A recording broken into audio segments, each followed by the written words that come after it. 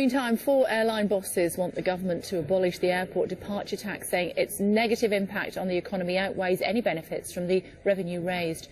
Are they right? Is it time to scrap the tax? Matthew Sinclair from the Taxpayers Alliance says yes, while John Stewart, who's the chairman of Airport Watch, disagrees. They both join us now from central London. Mr Sinclair, to you first of all, explain in more detail your view.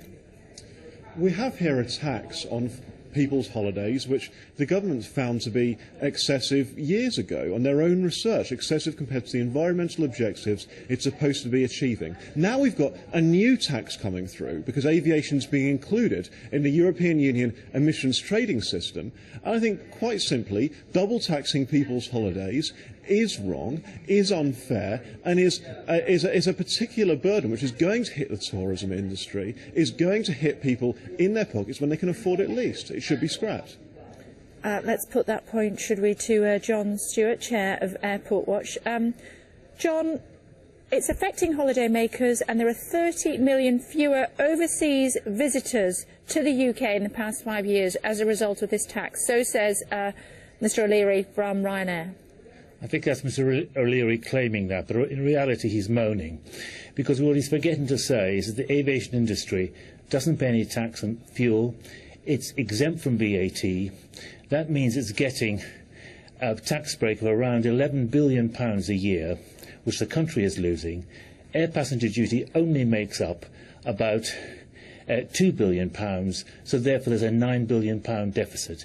And it's also fair to say that the average person going on holiday still pays the lowest band, £12 APD, which is up just a mere £2 since 1997. I think Mr O'Leary is blaming APD for all other factors. It's not the main reason, or the reason at all, perhaps, that air travel is down. Mr Sinclair, what would you say to that?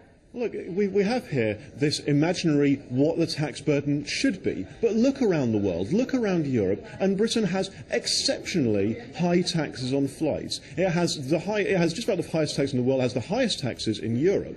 And imposing that particular burden when other countries aren't, when there are lots of other places people can go, is extremely harmful to the British economy. It's extremely unfair on British families. And whatever somebody can dream up about what you think the tax burden should be, we have to be understanding it in that kind of context. So I think hitting British families with hugely excessive taxes, either compared to the environmental costs of flying or compared to the international norm, I think is deeply unfair. And I don't think there's any sense of saying that this is wine or anything like that. I think that this is a real burden, not on the companies, but on the passengers. They're the ones who pay this tax. And plenty of people going on a holiday to Florida or something, it can be hundreds of pounds for a family.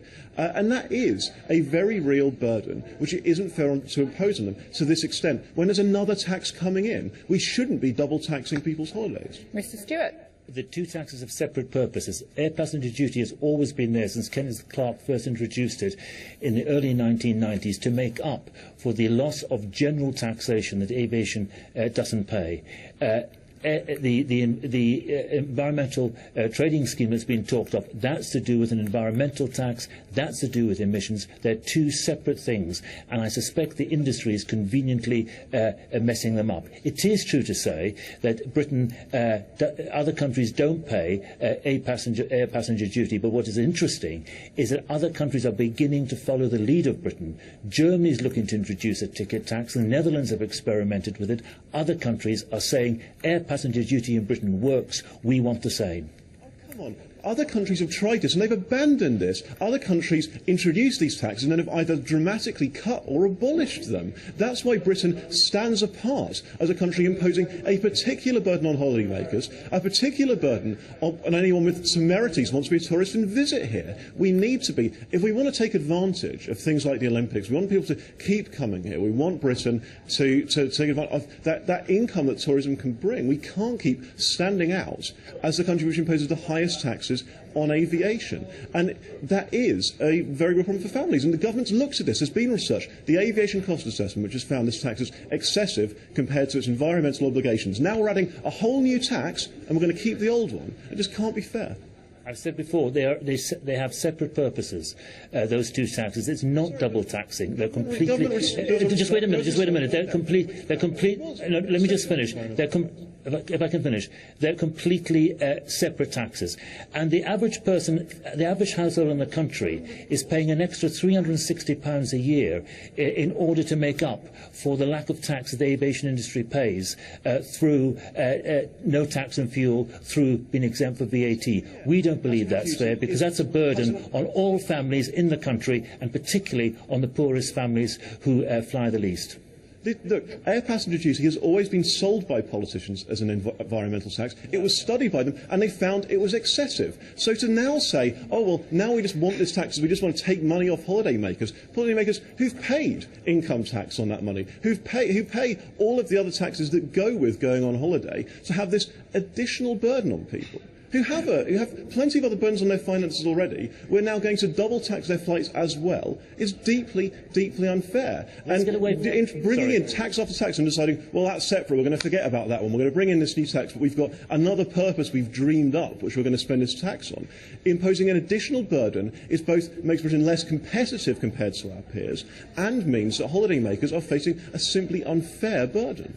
It's not another tax we've dreamed up. Air passenger duty came in order to make up for the deficit in the early 1990s. Kenneth Clarke introduced it, I say again, because the aviation industry didn't pay its fair share contribution to general... Wait, I didn't interrupt you. To general taxation.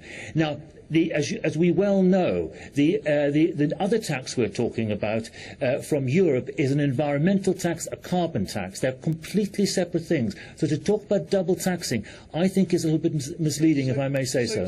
So the Department for Transport, they don't have any insight into this, unless the fact they studied air passenger duty in the aviation cost assessment and compared it to the environmental impacts of flying was just...